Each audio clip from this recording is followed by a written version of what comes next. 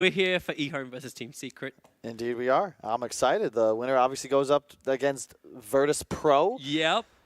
Well, bottom lane, Tiny could just move over. They look towards the Elder Titan. Not the greatest chaining of abilities. This will actually give time for the ET to walk away. 4 stick charges, still not enough to live. Puppey will find the kill. We can look at the net worth. 4.7k on the Doombringer. 3.8k for the Darkseer. There's been no rotations into this lane. This is just how the lane works. Now Puck trying to orb over, trying to help out. Shackles out from Puppey. Ice Path will cancel it. They'll get the dual breath off as well. So Puppey dropping low. Dream Coil. Dro will just stand her ground. So much support from EHOME, and Team Secret had no way out of there.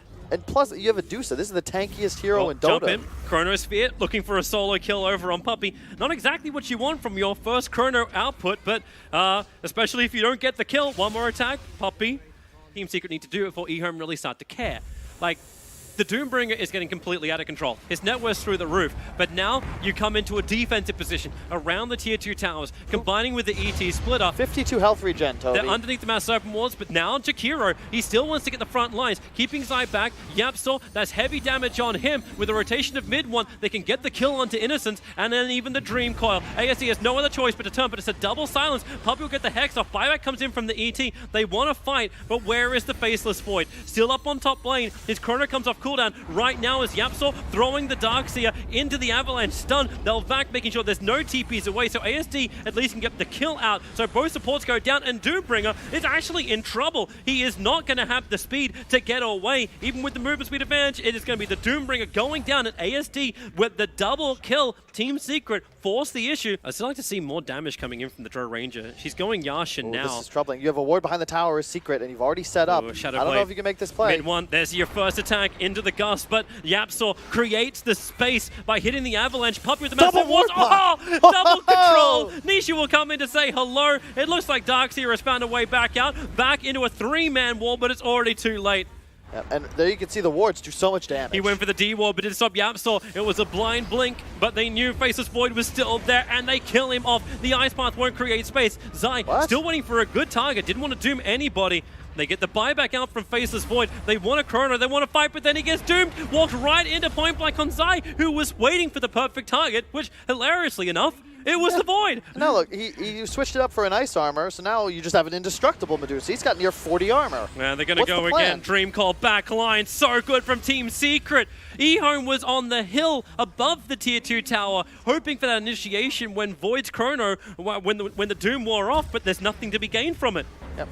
This is just a straight up outdraft, outplay, outclass from Secret. The mid lane, they're away from the Mass Serpent Wards. Chrono's still available. Without Dro Ranger, they've got no damage. So you back Macro Pyre, Chronosphere with the ET splitter. This is the combination they wanted to, but they're tanking through it. Doom is alive through it. He'll walk away, and Nisha, he just throws out the Mystic Snake, gets a lot more of his mana back again. Now the Stone Gaze, they're looking to disengage. They haven't taken the melee ranks. Dro Ranger actually bought back. They do not take the fight. There's smoke up from EHOME. They're not showing it any of the lanes. And in fact, the Dream Call on bottom, Dust is available, and Dro Ranger cannot TP out. She will end up going down. They ensure the last hit goes to mid one. Waste some of that mana inside, but TP coming in, but you're in a rough position. Lotus Orb, the counter Hex, he literally did it to himself. Out of mana. And then the Ice Path, lock him in. Nisha up into the air. Puppey goes down. Nisha, thanks to that Yule Scepter, actually didn't get hit by the stomp while up on top lane. Zai finds his own target. It was the split pushing Dro Ranger, who can't go invis, spends all the money before death,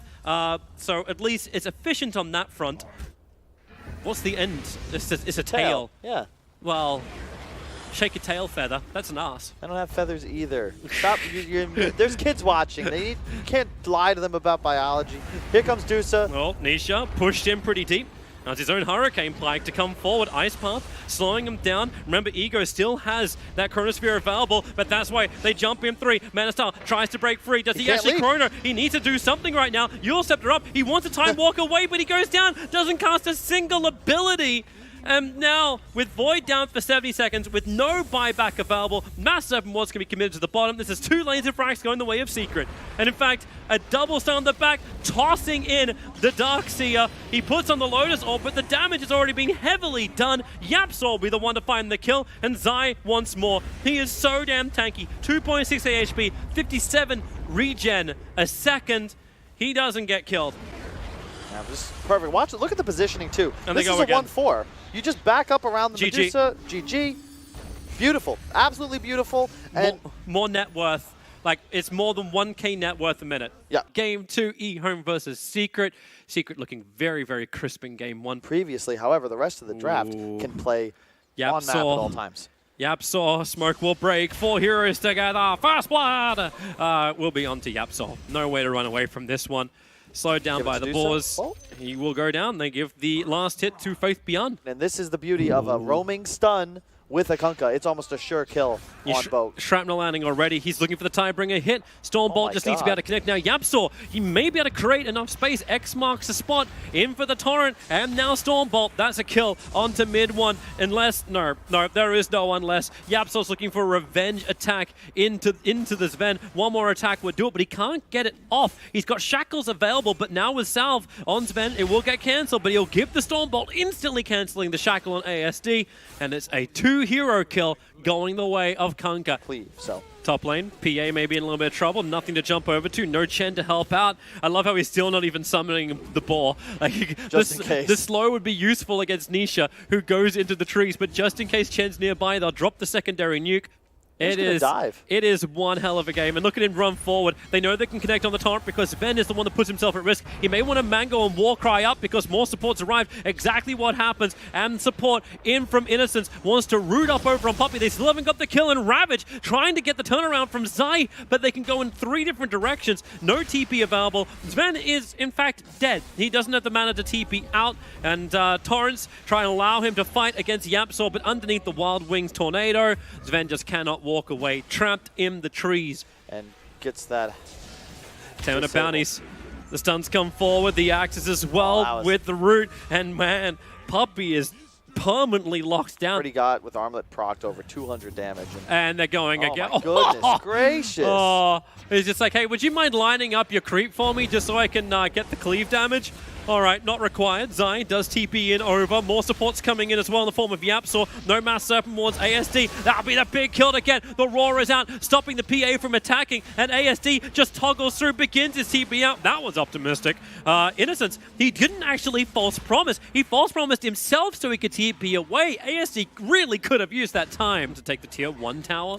So at the moment, it's just a split push by Yapsaw that's holding him back, but Raw into the mid lane, and here we go again. You could say goodbye to the Chen. Follow up, Zai's getting in the mix of this, and well, there is your Ravage. It's a good one. It'll hit all of EHOME. Beastmaster is already down. The Stormbolt follow up into the PA, but Hex is keeping Sven out. Yapsaw's control may do the job. Medusa wants to on the Stone Gaze. This will allow EHOME to retreat back up the hill, but Zai stays with them. Another Anchor Smash, reducing so much of the damage, while PA, he's able to jump down, false promise, keeping Kunkka alive so he can armor toggle a little bit harder the Stormbolt. A blink over, he'll actually end up stunning over on 2, but the follow-up's still not there. How is this happening? Zai just continues to run forward, and EHOME, they're running away. They were so far ahead. This team had 9,000 gold advantage, and they just lost so many core heroes. The Kunkka will survive. Weird combination we didn't see much in the past. The Gush and the Medallion. Minus 14 armor. So cool. Mid 1 wants to try and help out his teammate. Puppey not dead yet. The double Storm Hammer hits on Tidehunter, but Yapsaw, they find a better target. They can look over towards the Sven, but they really want to kill off the Kunkka. They need to focus on one target. Beastmaster, Roar on the Shaman. Mass Serpent Wars won't go down. Ravage is back off cooldown. Now they can get the Mass Serpent Wars down, trapping him the Sven, and this is all the space for mid 1 just to sit on the back lines and pump the damage in without any kind of real contest. ASD is dying quickly. Nisha jumps back in. The Stone Gaze can turn on, but Team Secret got what they wanted. 3-hero kill. They would like to get more. If they can jump up, phase boots come off cooldown, combine it with the drums, the movement speeds up, and the Stifling Dagger and Penitence, a fantastic dodge with Amanda style. Remember, he's still got Aegis Immortal. Even if you get this kill, do you get the follow-up? Yeah, they had the damage, but there's no buybacks coming in from EHOME, no support. They're going to let this Dusa die. So many huge core kills that keep going the way of Team Secret. Once again, another good fight. They're just outplaying their opponents. I mean, you can see that Ravage coming from a mile away. Zai with the perfect positioning centers himself to ensure the Ravage goes off on 4. Blink forward, Nisha. as well as mid one being attacked on by the Sven. Tide's rotated in around the back. He came in with the end of the regeneration rune, so he's back up to full, but they've lost mid one. They've lost that back end damage. Nisha, however, he should still be able to kill up this Sven with a little bit of extra help from Yapsor. They will torrent back in Chen. Man, they really hate him. You don't really need to worry about the Medusa. Your PA will handle the raw physical damage. You just gotta stay alive. Beastmaster, he jumped into the middle of them. The Hex at the same time. Dusa, how fast does she die? So far away from the rest of the team, which now Ravage will pop off. Sven's being controlled by the shackles. Mid one's focusing to bring down the Sven, but now they've got even more life. Crimson Guard pops off, but Hand of God from Chen gives enough life, and Nisha, under the cover of BKB, goes from one target to the next. You've got more TPs coming in. They got the shackles. Hold Dusa in position. No way out, and now with False Promise, that's the only thing that can be given, but she is totally dead. No way to survive through this. So much damage has been applied. Goodbye, Dusa. And then in the trees, Oracle, he never left. He stayed in the trees, didn't have a TP scroll, and it's 4 heroes going down for EHOME. The 22-pick Tide has got to be... Man. Yapsor. He's still got Shackle available. He can buy a little bit more time. Mid one's arrived. This would be an unbelievable kill if they can take it. You don't care if you lost Yapsor, but you do care if you brought detection, which you didn't. Now Puppey. Oh, not again. Oh, like this. Look mid though. Yep. They're not even moving. They didn't even like, oh, you guys, what are you doing over there? We're taking a tower. Why'd you guys TP top? Conquer is TPing back down again now. I want to come up. Where's that observer ward? Up on the hill. Sentries being placed. Puppey. It's a D-ward for a D-ward. Nisha jumps in, even gets the damage over on the Conquer. Maybe not the greatest mass serpent wards. He wants to bounce out. The Phantom Strike will do it. Now the Ravage will kick in, but the BKB protected the Conquer, but they need to get through the Dusa. That's the bigger one, and Medusa does go down. It's a support trade-off. Sniper finally being chased down as well in the back lines, but Nisha is the primary man. You get to watch him try and find all of these kills, working with Zai. The negative armor, they crit through.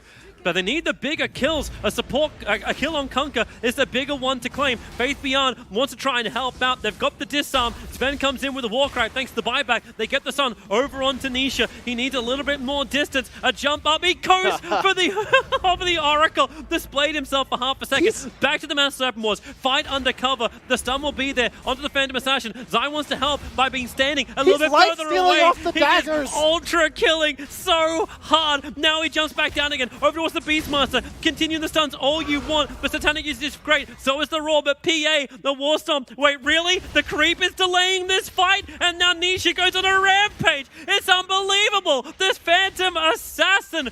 Assassins are meant to be stealthy. He's in your face. He's the real Roar of this game. BKBs to dodge the Stormbolt. A double rampage. Nisa, do it solo. Give me a triple rampage. You're gonna get it. A stun. It's only delaying the inevitable. It's a triple rampage for Nisha. Unbelievable. This game is secret. GG, well played. You cannot repel firepower of Nisha's magnitude.